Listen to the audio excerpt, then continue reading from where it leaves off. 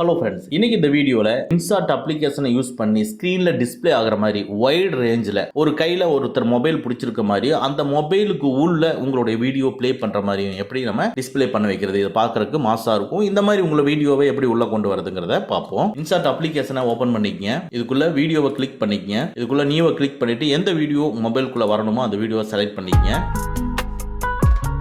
ஆக்சுவலாக நான் செலக்ட் பண்ண வீடியோவோட சைஸ் 9:16 இருக்கு. ஸோ இதை வைட் ரேஞ்சுக்கு நான் சேஞ்ச் பண்ணிக்கிறேன். கேன்வாஸை கிளிக் பண்ணி 16:9 சூஸ் பண்ணிக்கிறேன். இப்போ டிக் மார்க்கை கிளிக் பண்ணிக்கிறேன். பாருங்க, இந்த வீடியோ சின்னதாயிருச்சு.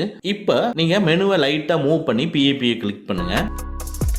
அதுக்குள்ள ஆல்பம் மெட்டீரியலை கிளிக் பண்ணி மெட்டீரியலுக்குள்ள பிக்சரை கிளிக் பண்ணி அப்படியே லைட்டா கீழே ஸ்க்ரோல் பண்ணி கொண்டு போங்க. இதுல ஒரு ஹேண்ட்ல மொபைல் வச்ச மாதிரி ஒரு ஃப்ரேம் இருக்கும். அந்த எஃபெக்டை செலக்ட் பண்ணிக்கங்க.